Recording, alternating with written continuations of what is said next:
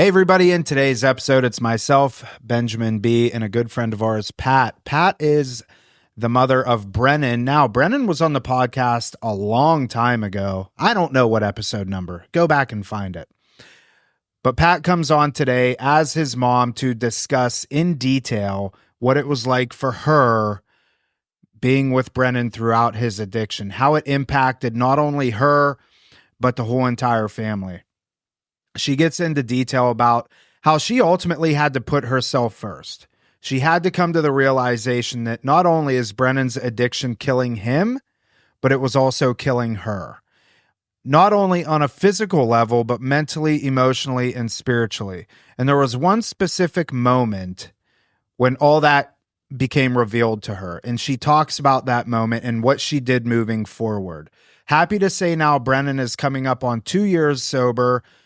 He has a daughter, she has a new grandbaby, and everything has worked out just the way that it was designed to. And I tell you what, Pat, she's just an amazing person. She wanted to come on the show today to just give you some hope that if you're in this right now, rest assured you can get through it. It's going to be hard. It's going to be difficult, but the reward at the end is great. I know you're going to love this. Enjoy the show. Here we are, Real Recovery Talk. I'm your host, Tom Conrad. In today's episode, we've got Benjamin B. What is happening, everyone? And we have a lovely lady, Pat. Hello, Pat. Hi, Tom. First things first, thank you for tuning in on the podcast app, whichever one that you choose to use. And thank you for watching on YouTube. In the end, if you have any comments, questions, or concerns, you could always reach us. info@realrecoverytalk.com. Again, that's info@realrecoverytalk.com. And ultimately, we want to help you turn your mess into your message, right, friends? Yes, sir. Right, Pat? Absolutely. All right, here we are. Disclaimer, if you hear a little gooing and guying in the background, that's because there's a baby in the background, Ben, a baby. And it's a girl. Okay. Pat, thanks for coming on. So let me do a little bit of an intro here. Pat, you are the mom of Brennan, and Brennan is somebody that came through our program here at Rock Recovery Center. Oh, well, let me just ask Brennan. 2 years ago? And Brennan and I go way back. Brennan's wife had reached out to us probably, I'm going to venture to say somewhere around 4 years ago. Through the podcast. And I remember speaking to her and, you know, her just kind of giving the lay of the land of Brennan, and I believe newly married at the time. Mm-hmm. And, you know, so it was just one of those introductory conversations. And I feel like I remember Alex sending me a photo of Brennan picking up a chip or a medallion and like, really happy that he had just achieved a certain period of time in terms of sobriety time. I can't remember how much it was. Anyways, he relapsed. Mm-hmm. And through, you know, conversation and all that, Brennan ends up coming to us for treatment. And I wish I could say Brennan was successful in the first time, but he wasn't. But he came back again, mm-hmm. and he's been successful ever since, and now has how much clean time? Almost 2 years. And for the listeners, Brennan is also here. So Brennan's here, Brennan's dad's here, Brennan's wife is here, and their beautiful little baby girl. What's her name again? Ellie. Ellie? Yeah. So this is cool for me. Like, this is a really cool thing because the podcast in and of itself, like, you know, sometimes Ben and I, we're like, who's listening to this?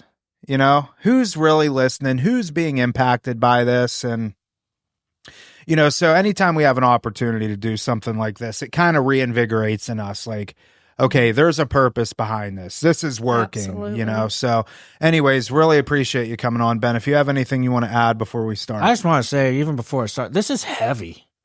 There's like so much history with Brennan and the family and where they're at today. Ellie being here. Mm-hmm. Yeah. Like, my mind is just blown, like emotionally, where Do you need the tissues yet? not yet, Okay. not yet. We got our trusty tissue box. But like to sum it up, and we'll definitely get into it and cover the details, but like where Brennan was, where he's at today, and now has like what I remember what I wanted when I was first getting clean and sober. Like I want the family, I want the kids, and like we've got front row seats to watch that happen, Tom. Yeah.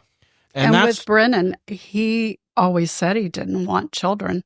That's even bigger for us because now looking at it, I think there was that fear. And he just told me the other day that he never thought he would feel this way ever. To hear that, it just, it's such a blessing. It's just such a blessing. Yeah. The road getting here makes it almost sweeter. And he got to experience all of this new good stuff clean. Like with my own story, I still look back at it as very sad. Like I was at that hospital and I was so out of it. Like when Weston was born, I was completely unavailable. I was in the room.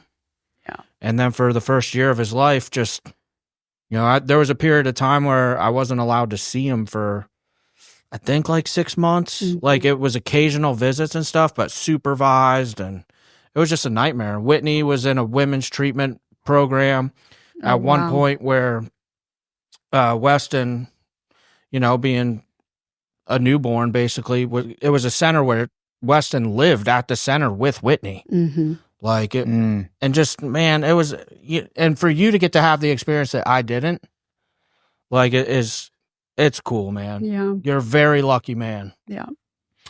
So, Pat, where I think I want to keep this a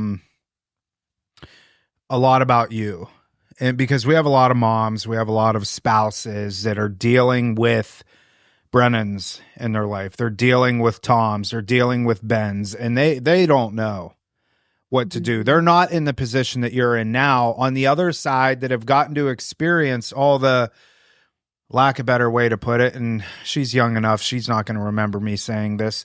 They haven't experienced, or they're experiencing all the shit that Brennan put you through.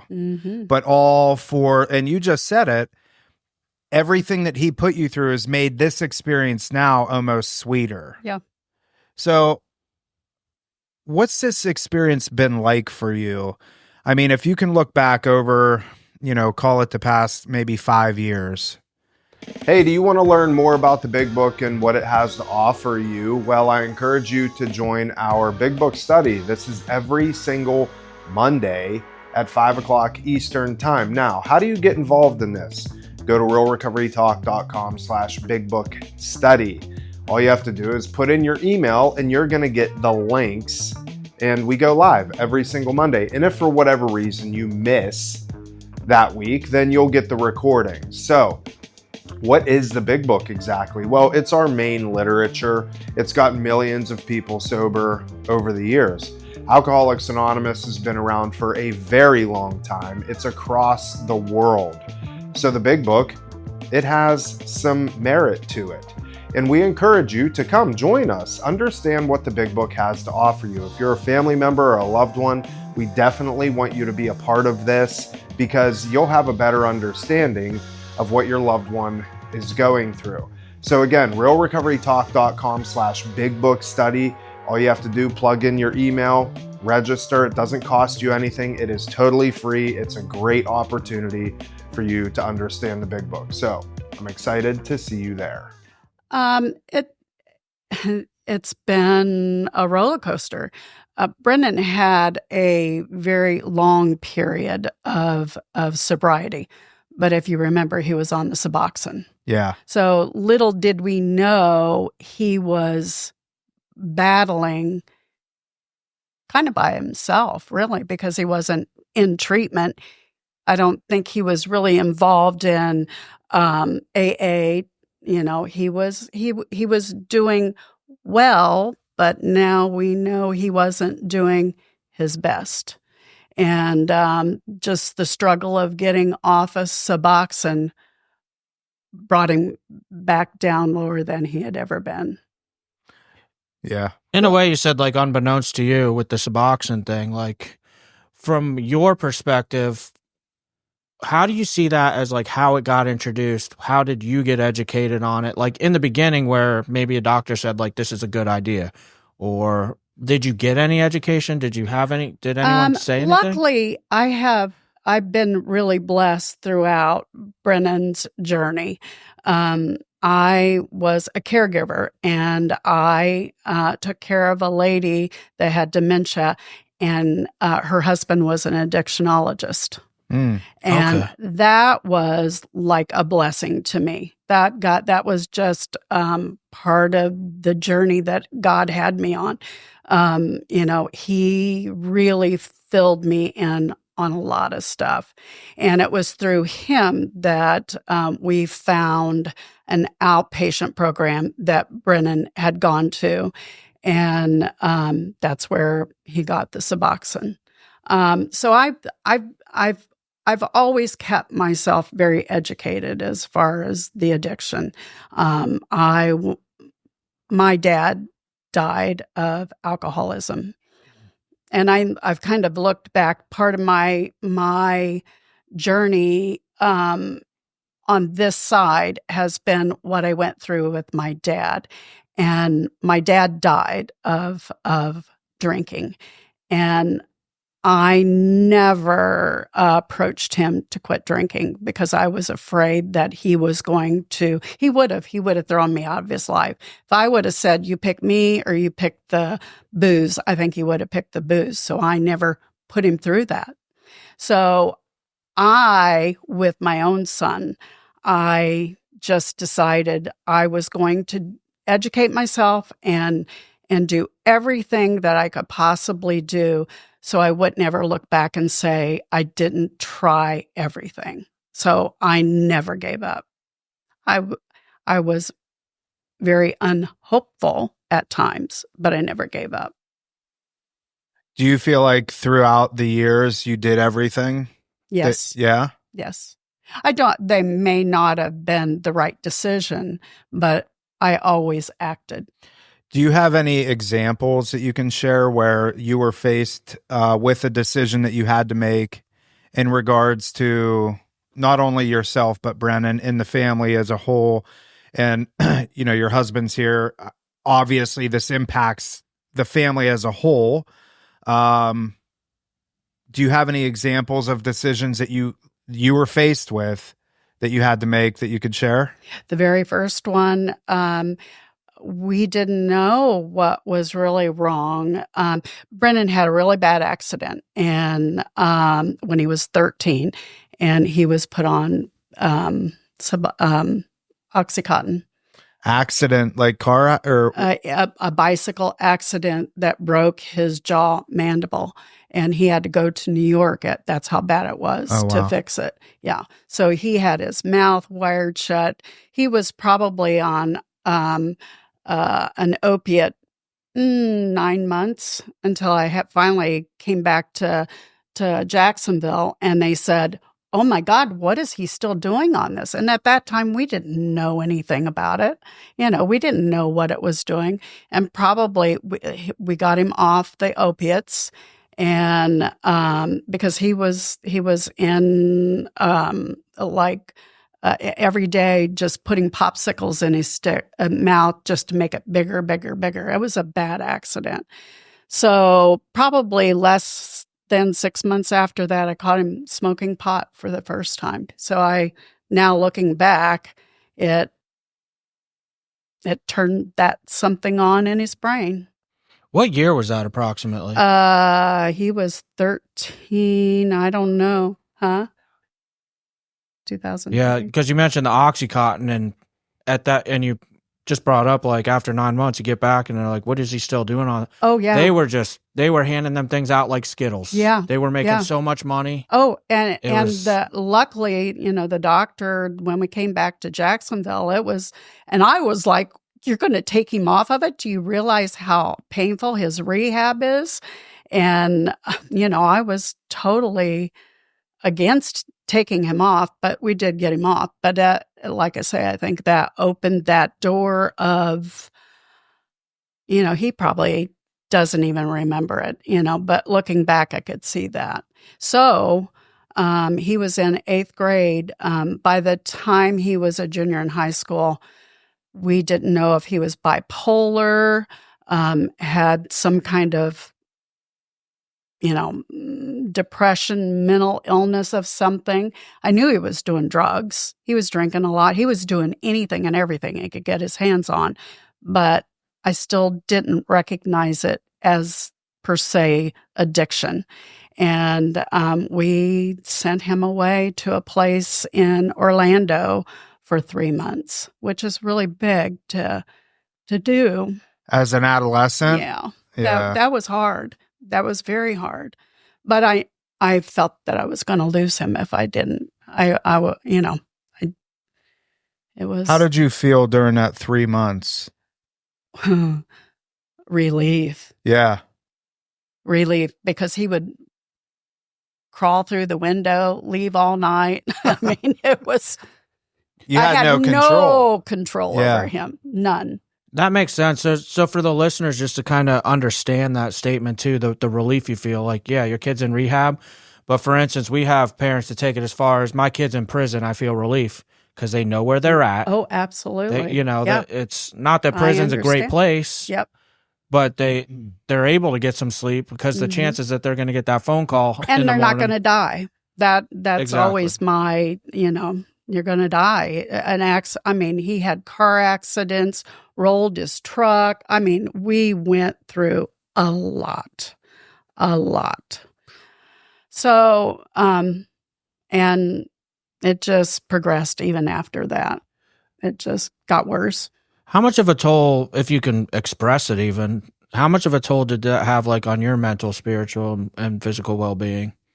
I felt like I lost myself, especially a child. I mean, I have friends that have, brother, mother, husband, but a child. I mean, and Brennan was very young. Just if it could just have been me instead of him, I couldn't help him in any way. None. That's helpless, hopeless. My mom used to say that same thing to me all the time. I wish this was me and not you. Yeah. Yeah. Yeah. So when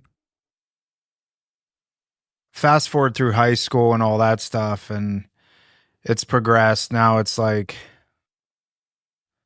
he's just using and stuff like that. He had about 5 years of sobriety on Suboxone. On the Suboxone. What's your overall impression of that time period, and Suboxone in particular? I know how you feel about it, so I'll look this way. No, that's fine. I do think it has a purpose. Yeah, I do. It did give Brennan time to look at himself to be sober. Mm-hmm. He thought himself sober. If he hadn't had that amount of time, I'm not sure he would have fought this hard this time to get it back. Yeah. I think it gave him enough clarity because remember, he was a baby when he started using. There was not a time period that he didn't remember not using. So that was his that little clarity time for him. So you feel like without that, he wouldn't be where he's at today? Well, I think it's a factor of a lot of things. Yeah. Well, yeah, but that definitely played a part. And you've listened to every single one of the podcasts, which thank you, by the way. Yes. Big fan. Ben and I, keep in mind, we're speaking overall to the masses, and I genuinely do believe that Suboxone is not good. But it doesn't, that's my own opinion, that's my own belief. I think that, and I'm not putting Ben or I up on any sort of pedestal, but I have had the opportunity to kind of see into Brennan's story a little bit over the years. And I feel like that had Brennan, whether it's us or somebody else, I don't know, that could have intervened at a different, woulda, coulda, shoulda. We can always play that game. No. Suboxone may not have been a part of his journey, and, but it is what it is. And Suboxone served a purpose, and I'm never going to throw stones at that, I believe he was on it way too long. I do believe that. Okay. Knowing now what I know about it, I didn't know. I know methadone. I even took a friend of Brennan's, I was very involved with. He had this posse he ran with, and they're my support group. They're moms, and we're very, very close, and we've been close in our boys' lives. And I took one of them, for methadone treatment. It worked for him for a little bit. I think they're that young and they have no fear. He had no fear whatsoever. It at least lets you grab hold of the reins for a little bit. It's interesting that you say that, Ben, Pat, and I meant to look at Ben, because we always say that I can sign off on Suboxone if you've been banging heroin, fentanyl for 30, 40 years, you've tried abstinence-based and it doesn't work. Like Suboxone, fine, whatever. And you want to go on Suboxone the rest of your life, go ahead. But see, and this is the cool thing about the podcast. My mind can change in certain instances, and I think this is an instance, and that brings up a good point. You have two opposite ends of the spectrum. You have the very young that think that they're just untouchable. Yeah. And then you have the aged people that they just don't give a shit if they die from their addiction. They pretty much know they're going to anyway. It's in the middle. It's that middle piece that I probably draw more of a hard line with. But that brings up a good point. Ben, what are your thoughts on that? There's a lot here. So you're speaking my language, because my experience is also the same. Methadone, Suboxone are a part of my story. And I am all for abstinence base, and that's based off. I don't think there's ever any argument. We've covered this ad nauseum. Like, there's no argument that quality of life will end up being better without Suboxone or methadone. Absolutely. If someone can stay clean. Now, for me, methadone and Suboxone, methadone in particular, this one portion of my life absolutely kept me alive. And it's funny when you said Brennan was fearless, it made me think back to myself. I don't even know that for me, fearless is the right word, but fear wasn't there. That's for sure. None. But as an addict, an active addiction, you're not even thinking it's dangerous. It's so normal. Like it'd be the equivalent to me taking a sip of water. I thought nothing of loading up that syringe and jamming it in my arm, no matter how much was in it. It would have been the equivalent of me taking a sip of water today. Right. I don't think about it, period. I'm going to live forever. I don't even know that I had that mentality. It was just so normalized. So, yeah. Well, when you think nothing else 13 mattered. years old, I've got a grandson that's 11 now, and I've looked at him and thought, oh my gosh, in 2 more years, this is when, I didn't have a level of time at that time. It just happened. Now that I look at my 11-year-old grandson and think in 2 years, he could have been where Brennan's at. It just blows my mind. The journey, I really try not to go back there, because I believe in only moving forward. Looking backwards does nothing. Moving forward, as long as your feet are still going forward, that's all that matters. Everybody has their own pace. Just go forward. Yeah, I've said it as simply, I've broke it down to parents that they ask me, like, what changed? And a lot of times I said, tell them, for the longest time, the only thing I did right is I just didn't die. Yeah. How that happened, I don't know. Yeah. And then they asked me, what was different December 8, 2010, that all of a sudden you were able to stay stopped?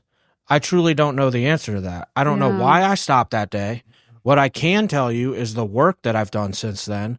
What portion of that work was the key? Mm-hmm. I have no idea. Was it all of it together? But it's our experience. It's our journey. Like, and I'm with you on the fact that, I don't want to sit here and make it sound like either with methadone and Suboxone. Like, if there's somebody listening on it right now, like, don't feel shame. It's part of your journey. But I will ask you as a listener, if you're on a mat substance, how can I start thinking about how can I get off of it at some point? Because I do believe, for instance, Brennan would not be sitting here with the quality of life that he has today if he was on it. Absolutely. And I would not have known that if he hadn't made the step to say, I don't want to take it anymore. It was my security blanket. It seemed to be keeping him where he needed to be. Keep him on it. I told many of people, if he needs to be on it for the rest of his life, let him be on it. Mm-hmm. But I did not know what it was doing to him inside. And just the thought of kind of going to a meeting and telling him that he may not be sober, I never really even thought about that. That would be crushing, that he would have to hide that in a meeting.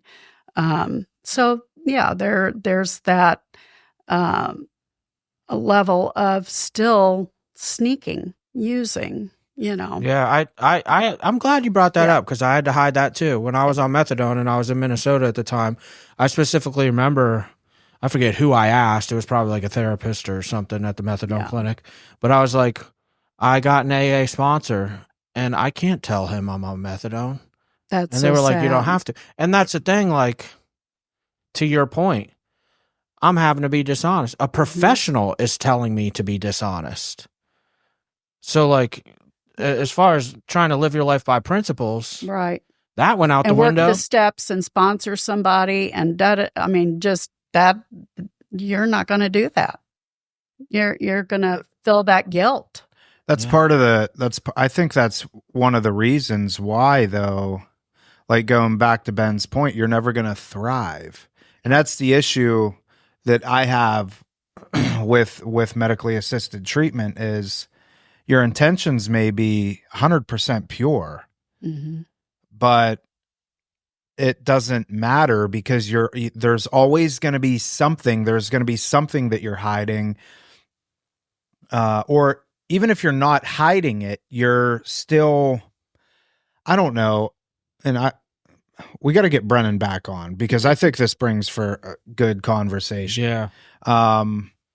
It just doesn't allow you, it doesn't afford you the opportunity to experience recovery, because we have to remember, recovery in and of itself and sobriety is free and clear of any mood and mind altering substances.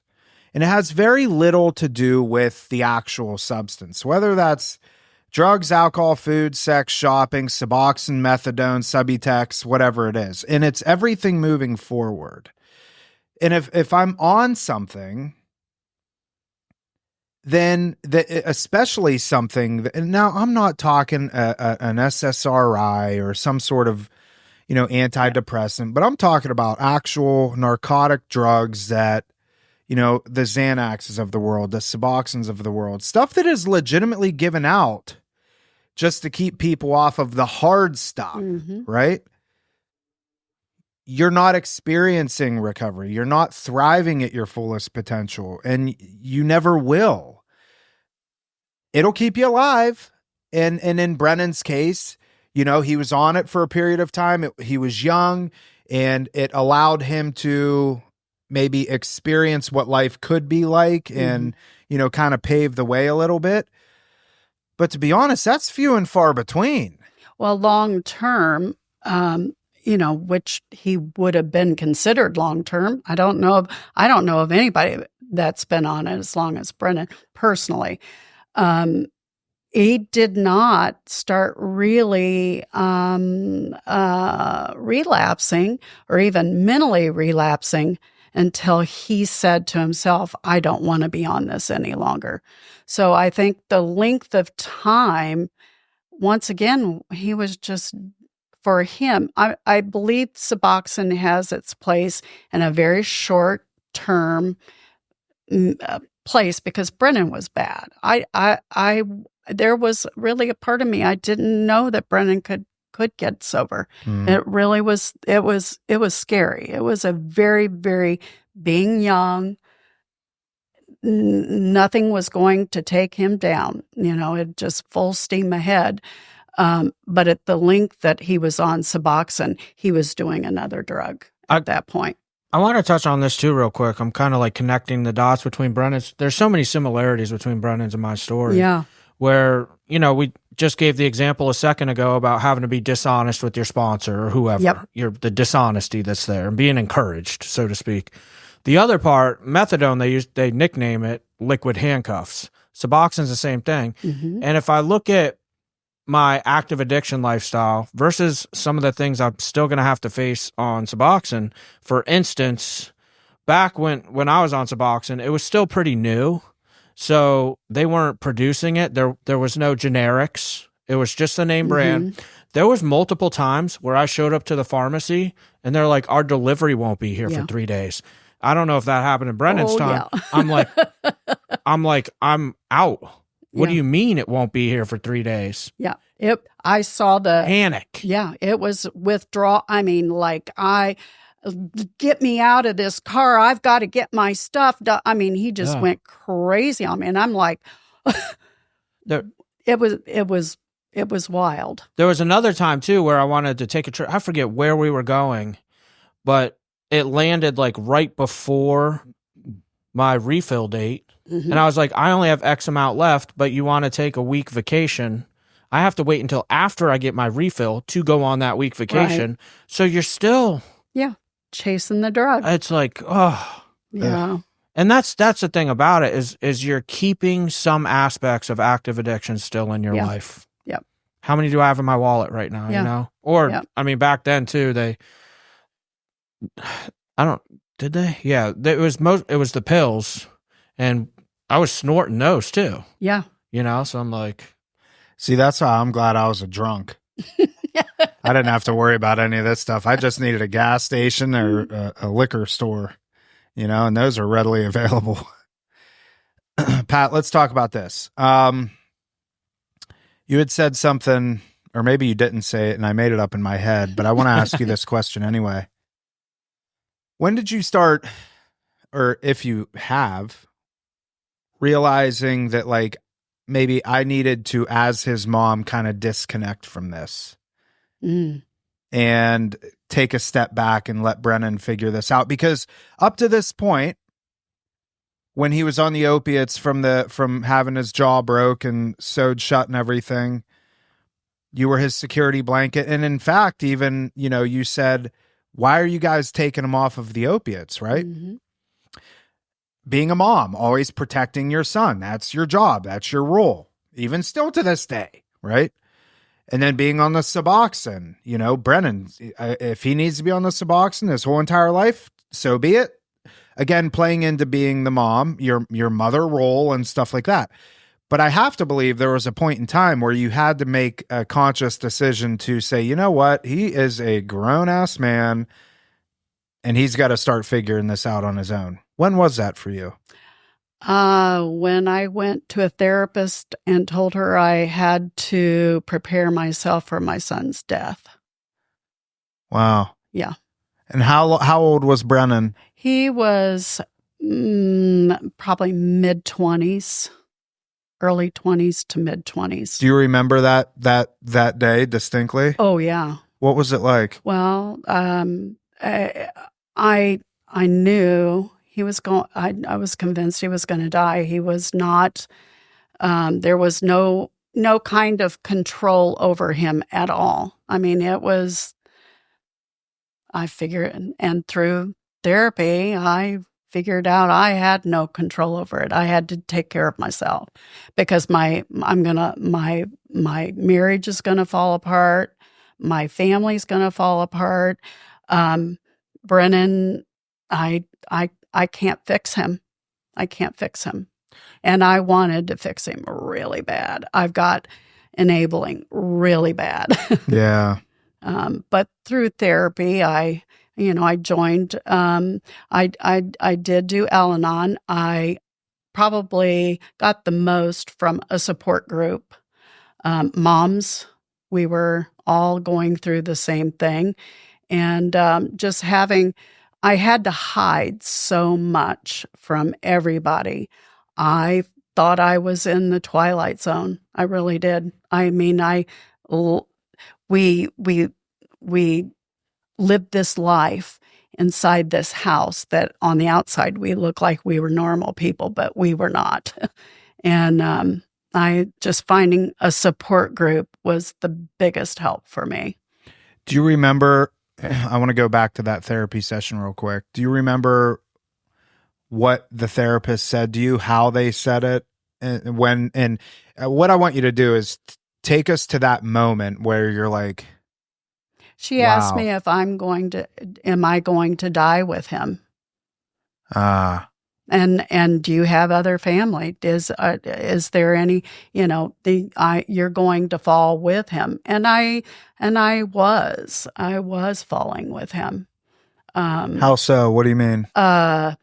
Just complete depression. I had a hard time working. I never slept. It was bad. It was really, really bad. I just felt like I was the only one that had an eye on him, and I had to keep him alive. Yeah. And he was a lot better at it than I was. Keeping himself alive? I couldn't keep up. I mean, he outsmarted me. I see what you're saying. Yeah. I just tried to. You were just a cat chasing your tail the whole time. Yeah. And Brennan was the tail. He was very good at it. So Ben, obviously speak into this. Ben says this to people, parents in particular, spouses. He says, what's your drug of choice? And obviously you don't have a history of drugs, and then it's who's your drug of choice. Go ahead, Ben. That was powerful. Say that again. What did she say? Are you going to die with him? Mm-hmm. Oh, man. There's so much there to unpack where if you literally, I'm like sitting here like, if I'm honest with you, hearing a lot of this is painful for me because my mom literally said so much of the same stuff. Mm-hmm. My mom accepted the fact I was already dead. Mm-hmm. And she would say, even if he's high, drooling on himself, whatever the case, as long as I'm with him in that moment, I'm just going to take it for what it is. She had he's dead. Mm-hmm. And hearing her talk about so it's just bringing a lot up for me, but with are you going to die with him? And there's a lot of drug addiction, alcoholism, suicide in my family. My mom was the oldest of 11. My dad had 3 siblings, huge family. And my cousin passed away from a cocaine overdose, heart failure due to shooting coke at 30 years old. And my aunt literally died of a broken heart. Yeah. And he has 2 sons that she was caretaking for the whole time and literally passed away right after he did, died from a broken heart. Mm-hmm.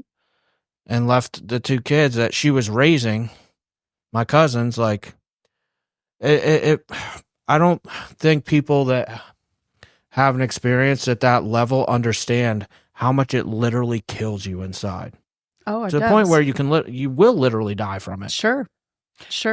So do you feel like I've never heard that story, and on a surface level, that sounds kind of silly, like dying from a broken heart. But I suppose, I mean, it's obviously happens, and you do hear it's a real thing, dude. It is. And on a surface level, it just doesn't sound reality. No, it doesn't. But then you do hear about married couples that are married for 50, 60 years, that one of the spouses died and then the other one dies shortly after. So it makes all the sense in the world. Do you feel like that would have been you? When she says, are you going to die with him? Do you think she meant figuratively or literally, Both. Yeah. I think you could die physically or you could die mentally. Right. I have friends or neighbors. I'm very vocal about our journey. I do not hide it. That was also part of my therapy. Was no longer was I ever gonna hide this. I mean, that's sickness in itself. And it was even before Brennan was, the last couple of years. I've been very proactive in the recovery world, helping other people, because I've been there. I've done it. I know how horrible it feels, especially mothers, because I've walked in those shoes. And if I could, help them see they need to take care of themselves before they can help their child. I could have become a drunk myself. I could have had depression, been on pills. The doctors will give you as many pills as you need for depression, or not taking my story out to other people, hiding. I know some mothers that are so lost in themselves and their situations that they may not be physically dead, but they're dead inside. Which could be worse. Yeah. That sounds like acceptance to me. Earlier, you said something along the lines of like inside the house was what you were experiencing. Outside the house, you look like a perfect family. I remember too, for myself, like it got to a point you said you stopped hiding it. Like my mom stopped hiding it. Like, and I almost see it as, and I want your take on this. Like it was a step in the right direction of acceptance for her, because she one day just all of a sudden started telling everybody, yeah, my kid is a total junkie. I find syringes in the house. There's crack. There's everything. Like, yep, I brought him to the hospital this week multiple times. The ambulance was at the house. This happened, that happened. But it's not that my mom was like outing me, but literally she hid it from nobody. Yeah. Well, everybody knew. It's poison, to hide it. And then I think once you out it, I know you've talked, your mom's very active in Al-Anon. Once you kind of out it, then you have to kind of do something about it too. And that, I no longer hid it from myself. I if I'm going to out it, I have to have some way to deal with it. And putting those two together, it gave me kind of a sense of purpose beyond Brennan. So that's a good segue. I wanted to make sure we covered this. There's listeners out there right now that are like, okay, what do I do? What are some tangible things that I can do? What did Pat do? The therapist says, are you going to die with him? And you're like, and you have this kind of revelation, like, no, I'm not. As a matter of fact, I'm going to start caring for myself. What did that look like? What were some of the things that you decided to do? I started talking about it. Yeah. I mean, that in every avenue, my family, to kind of say, my husband kind of ignored it there for a while. It's not really happening. Getting him on board, getting our oldest son on board. And then, looking for help for us. And probably the biggest part, I believe God has let this happen. I don't think he made it happen. I think he let it happen for a reason. And we're on this journey as a family together. And boy, I never thought we would be here. I mean, it's pretty bizarre. I'm really proud of the hard work that our family has put in, because we've worked really, really hard to be here. And don't give up. Don't give up. Don't lose hope. Don't lose hope. I want to restate something you just said very clearly. The work that your family just did. I want to reemphasize that because so oftentimes people look at the Brennans and the me's and the Toms like, we're sending you to rehab and you need to do the work and you need to get better. Oh, we were as sick as he was, but just in a different way. Probably sicker. Yeah. Oh, yeah. Yeah. We joke. Yeah. I kind of joke about it. He took drugs and kind of maps. Yeah. I didn't get to do that. Yeah. We got to get high. Yeah. You got nothing. It's crazy how, I mean, so many people go through this and just place blame. And a lot of times family members, they spend so much time pointing the fingers at one another. I know. And it's like, you're all just as guilty as the other person. Larry, you're as guilty. Pat, you're as guilty. Alex is as guilty, And well, I don't even look at it as guilt. It's, but once you have to do something different. That's the difference. Once it comes to light, that's when there's guilt. Because it takes a while to figure out, when somebody is suffering with this disease. You have to kind of pull apart is it bipolar? Is all of it's just kind of lumped in together. But once you kind of separate that and then you ignore it, then that's when it becomes, and Ben and I, we were just talking about this on a podcast not long ago. A lot of times people spend so much time and effort figuring out why. Why was Brennan the way that he is? Why are we as a family the way that we are? And the reality of it is that it, like what you said, doesn't matter why now. We know it's here. It's staring us in the face. What do we do moving forward? Purpose. To me, it's what from what has happened, what is my purpose? I truly believe in my heart. This was always in the realm of our life, and God goes, "What are you going to do with it?" And I'm working really hard because I don't want people to stay in it as long as I think it was going to happen, no matter what. Just that we didn't stay in it as long as we did. I wish I was on my journey 10 years ago.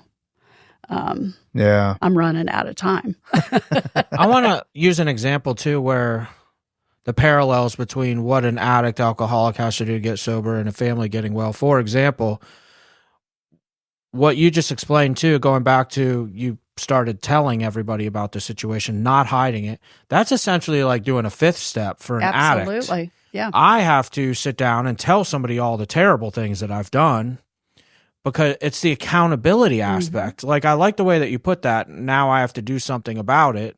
Mm-hmm. Once you put it out in the universe and people know, now you feel obligated. Yeah.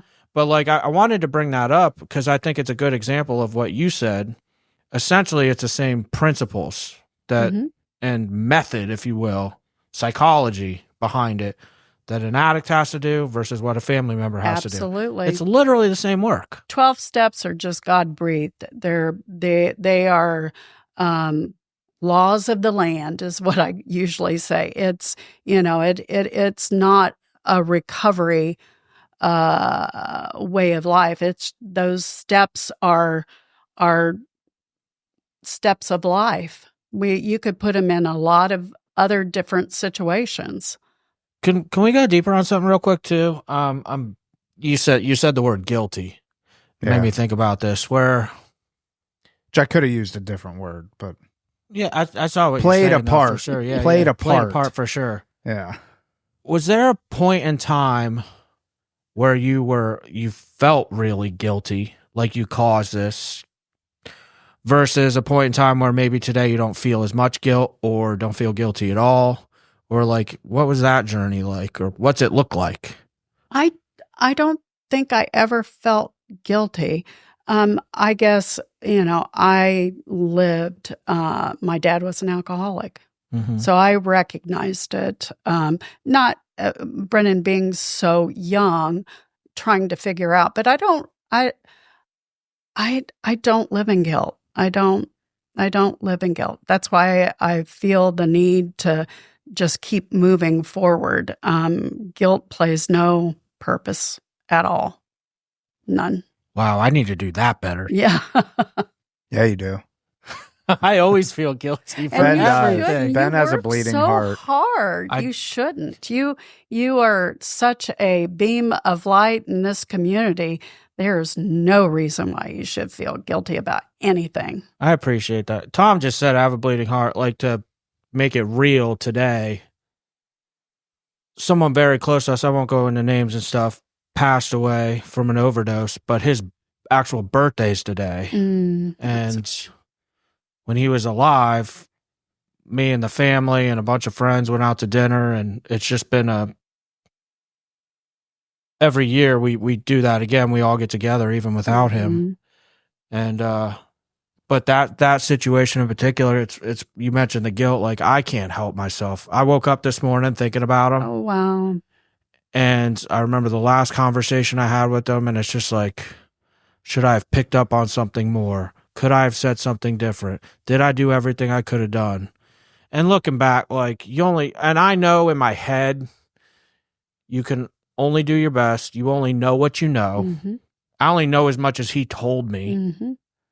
The version that he gave me, had I known, had he expressed to me what was, I don't know, really going on. Like, but it's hard when, I don't know, you're in recovery, you work in this field, and essentially it is my job to help people get sober, and then someone doesn't, or they pass away. We have no control over that. But it still hits. Yeah. Well, he had a big impact on your life, I mean, because reality of it is we've been doing this for a very long time, and there's been a lot of people that have passed away from overdoses. I can't imagine being in this field, and that would be tough. It would be tough. It is, but you know what? Everyone hits different. There's some that it's kind of expected. You're not shocked if it happens, and then some, this person in particular, that kind of blew everybody away. Nobody was really seeing it. But you had a different relationship with him than you did any other client that you've ever helped before. In whatever capacity, like I'll just say this. He ended up going to a lower level of care with us here at Rock, and went out on a limb, and he ended up coaching football with me. We coached my son's football team together. And like, his mom texted me first thing this morning, and it's just that. But dude, and that's the thing. Like, there's that side of it, but there's also the side that, like, you made an impact on his life. You know what I'm saying? While he was and here. What you've probably, with that relationship moving forward, there's no loss there. God has kept that moving on. It has affected other people's lives and your decisions, I'm sure, on how you deal with them. It's never a waste by any means. That's the wonderful thing about God. He just centers everything. Right. If you look hard enough, it's there. The other thing too, and I do share on this when stuff like this happens. Like I specifically said this in the first meeting I went to after he passed, and I was like, if anything, this gives me the fuel to drive forward and say, I'm going to take this and I'm going to freaking help people. Get out of my way. Like it. So there is some silver lining to it too. It's a motivator. I have a neighbor that has lost 2 of her children in the past year. And her oldest is a quadriplegic. So this family, and I was working with her, as a confidant when her last son overdosed, and once again, I could have been like, because I told her that he was using, and she was like, I don't think he is, and I had seen him. I knew he was using.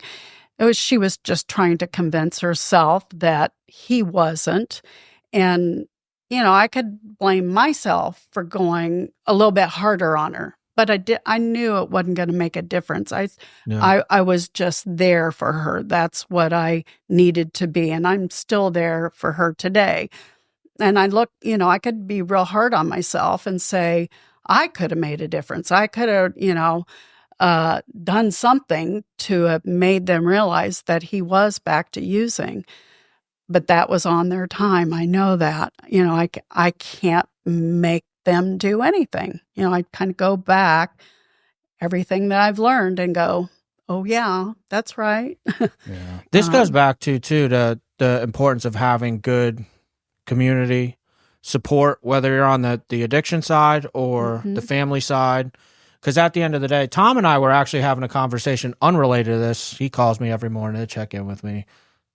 Yeah, I don't know why I do that. I know we're going to see each other in like 10 minutes. Anyways, I digress. But anyway, so unrelated, he calls me this morning. I don't even remember where I was going with this now. I don't know either. Oh, man.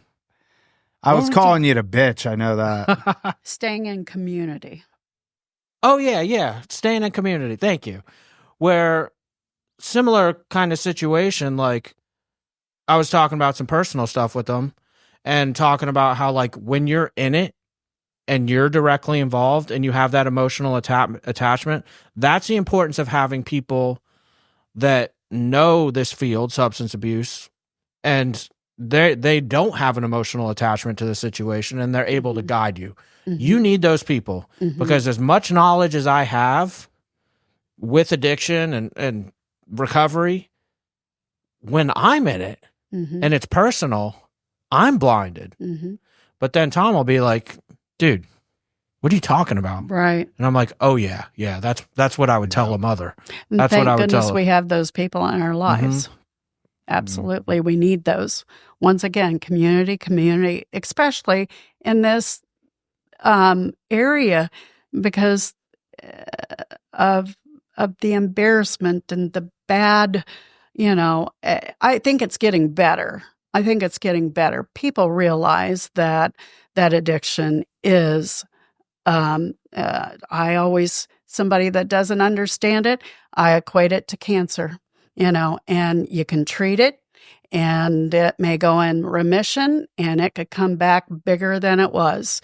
It's really no different. How are you going to handle that? I think we handle, if our loved one has cancer, we need to handle the addiction exactly the same way. I don't see very little difference between the two. There's definitely more awareness. Like, in my opinion, social media has a lot of negatives, ton of negatives that are detrimental to society, the world, children growing up.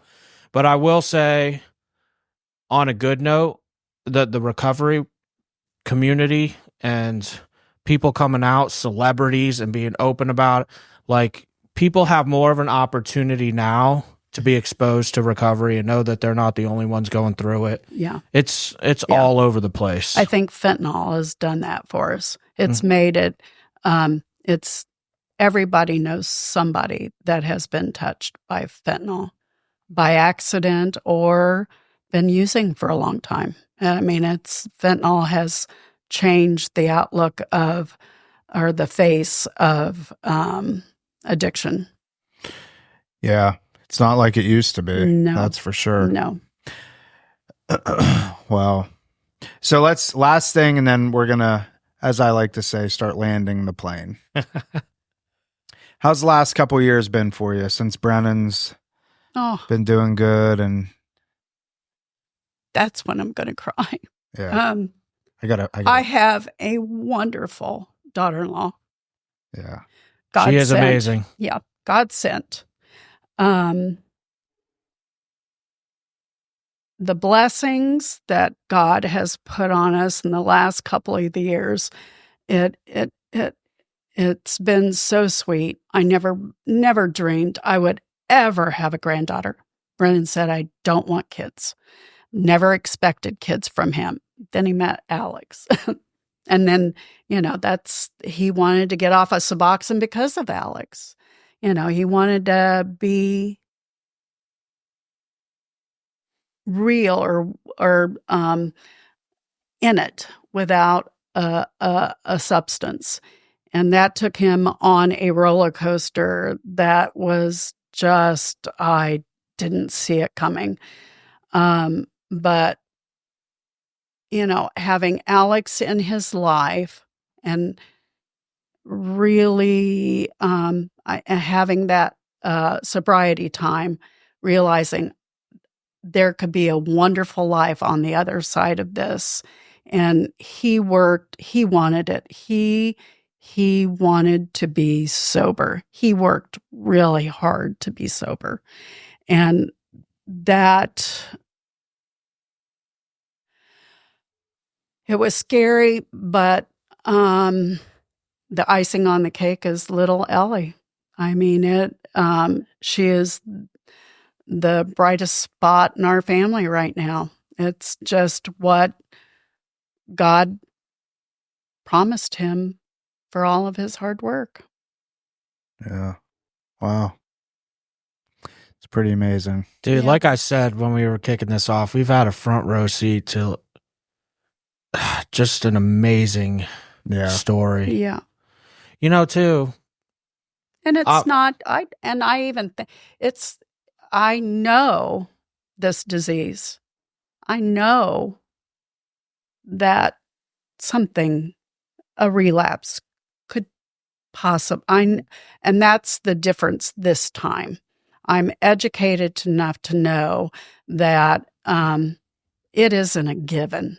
So it is something that has to be worked on it has to be a part of your life.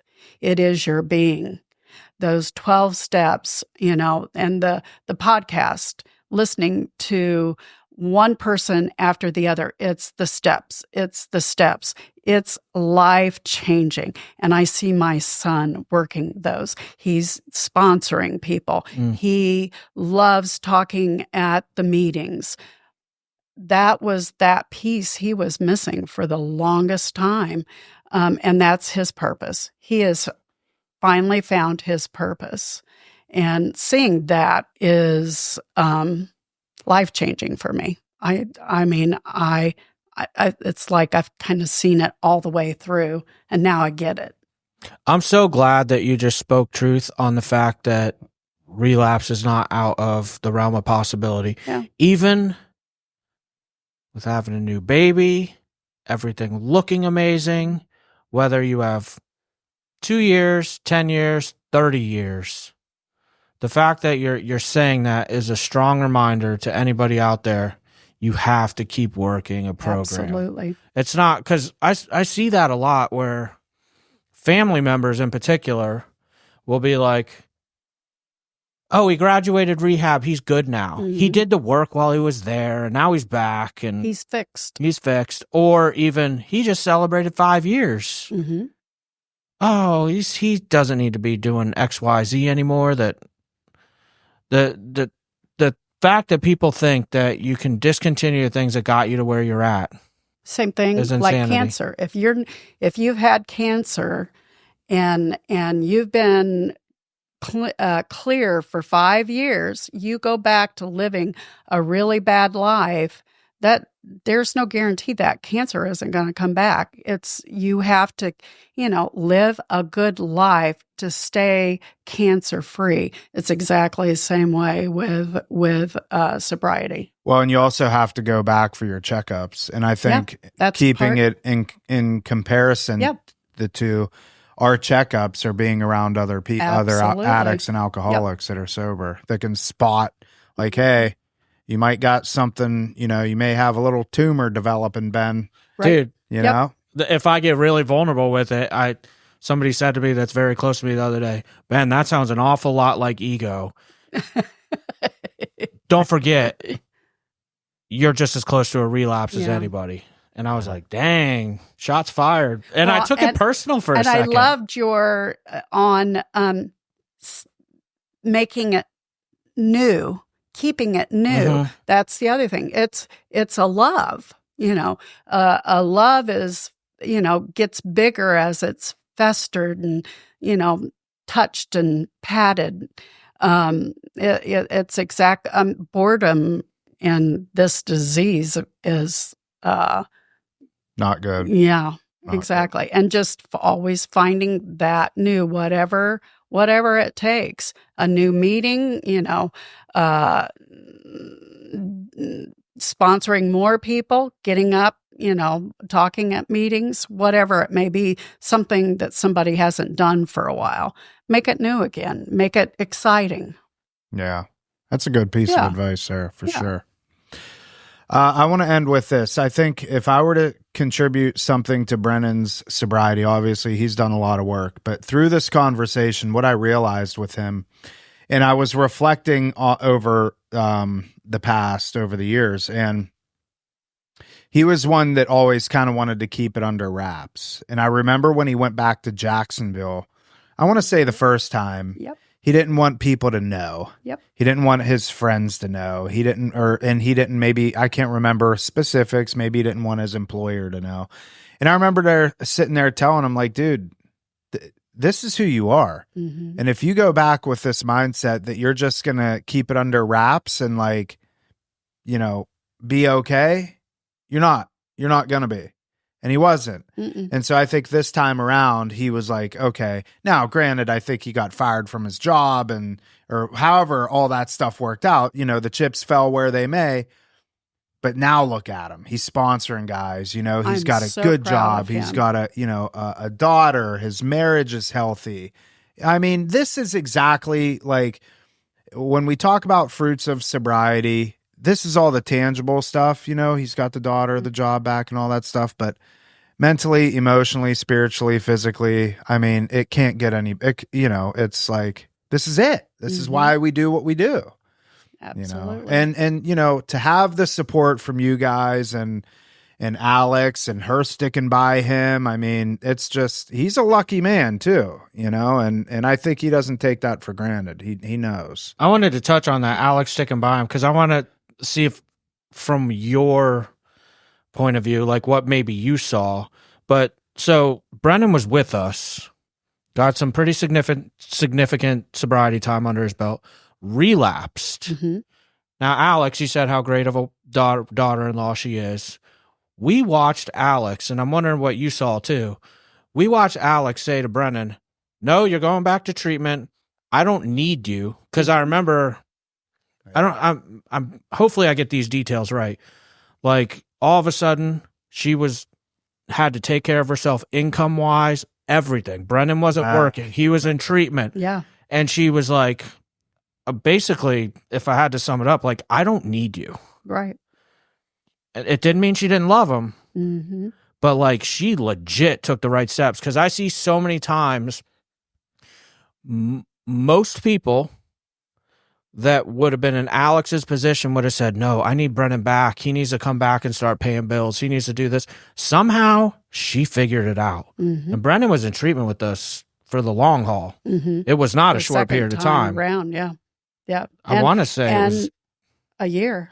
Yeah. A little over a year. Yeah. She made him move into the sober house and stay and said, you can't move back in with me. Yeah. Yeah. Like, I didn't even know they stayed together, honestly. I thought they were like done after, No, we even encouraged her, totally understand. This is up to you. We're here for you. We're not, we never put any pressure on her to stay with Brennan. I told her to go get her help. She did Al-Anon. She did, I'm trying to think the group that meets in fact, I went to a couple of meetings with her. Celebrate Recovery? No, we did Celebrate Recovery, but her parents being ACOA. Yes, Adult she got Children of really Alcoholics. involved with that. So I can tell you, she really worked on herself. Yeah. Because she has a past and didn't really look at it that way, but she had family that struggled, and I think it all just kind of came to a head, and that year she worked on herself, and I'm so proud of her. And Larry and I were, even before then, were very honest with her. Like I think she said in a podcast that I outed Brennan being had an addiction. He had never quite called it that. And when they were dating and I knew they were going to get engaged, I was like, there is no way that I'm not going to have a conversation with her. She has to know what she's getting into. That is so funny. Did you listen to the last episode? Did we release it yet? Nah, with who? Who are we talking? I literally said, so I went to Minnesota and. Oh, that was with, was that with David or was that with Colin? It was with Colin. Yeah, it was with Colin. So we haven't released it yet. You literally I shared that my mom did that. So I went up to Minnesota. You're going to be hearing this a second time when this gets released. But I went up to Minnesota. I met Whitney. My mom went straight to Whitney's mom and said, my son is a junkie. He's a heroin addict. That's what he's doing in Minnesota. Your daughter shouldn't be anywhere near him. Like threw me right under the bus. Well, Brennan was sober when he met, but I once again I knew the disease that it's a lifelong disease, and she needed to be aware of it as he's popping the Suboxone, and her wondering what in the world is he doing. It was like, well, she needs to know. You are literally my mom. It's getting weird now. That's funny.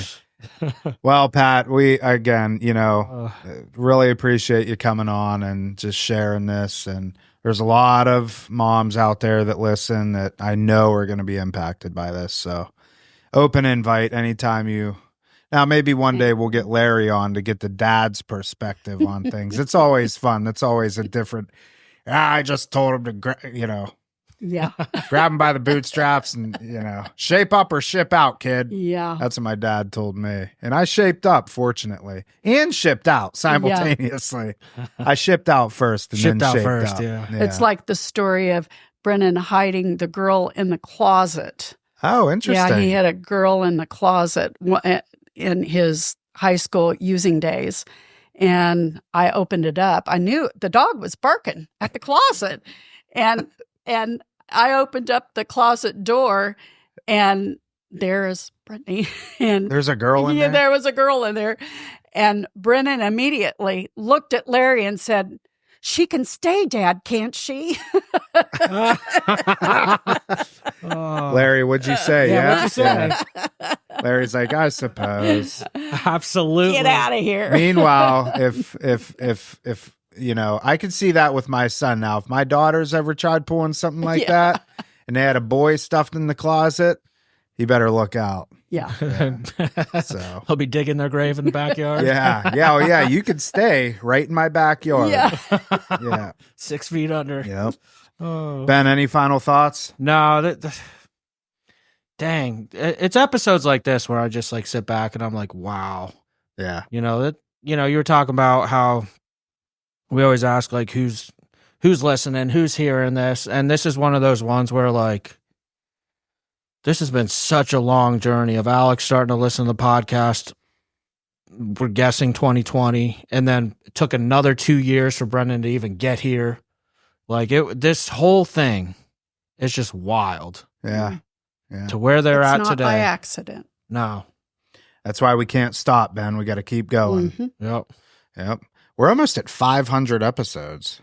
I know. Yeah. To go, I hand out the episodes when I feel the need, and there are a lot of them to look through now. Oh, yeah. I know. It's like when you want to share an episode, I've even started putting a book together. Oh, did you really? Yeah, only because I do pass the podcast out a lot because it's non-threatening, and and so on my favorite ones, I've got a little book that the why do I think it's important, so I don't have to go through so many podcasts to find it and remember who is who. Yeah. So you have like this book. Does it have the podcast episode and where to find? I might have to get that book. I was just thinking the same thing. We should post it up on the website. Yeah, like as your own little custom corner. Yeah. Yeah, we could. That would be interesting because I'm always because every story is different, and the meaning. You did say something about you don't know of anybody that was on Suboxone longer than Brennan. I don't know if you remember Amy. She was Yes. on it for 21 years. Yes, I do remember Yeah. now. Yeah. I wonder how can't she's even doing. imagine. Yeah. We gotta reach out to her. See Yeah, how my she's buddy doing. Keith just got off after 12 years. Or 13? 12 And or it's going to 13 years be on it. more and more because, I mean, it's out there. It's still being used very, very much. Yeah. And, I just remember the conversation with Brennan's doctor, him telling him, I don't want to be on this anymore. And him basically telling him that you need to be on more. If you feel like, it's not doing its job. And that was the beginning of, oh my gosh, what has happened? That's exactly what happened to me. Yeah. Yeah. You have so much insight Yeah. in personal experiences with this. Yeah. I imagine you're helping a lot of people. I try. I really do. Well, keep it up, Pat. Yeah. Open invite. Seriously, anytime you guys are in town, stop by. I mean, we could talk for hours, but we got to wrap this up because I know these SD cards are about to run out. Oh, are they? Yep. Okay. At an hour and 20 minutes, and we're at an hour and 14. Okay. So, is that it? You Land good? this plane, Tom. You good, Pat? I'm good. All right. That is it for this episode of Real Recovery Talk. Thank you for tuning in. In the end, if you have any comments, questions, or concerns, you could always reach us. info@realrecoverytalk.com. Again, that's info@realrecoverytalk.com. And ultimately, we want to help you turn your mess into your message. That is it. We will see y'all later.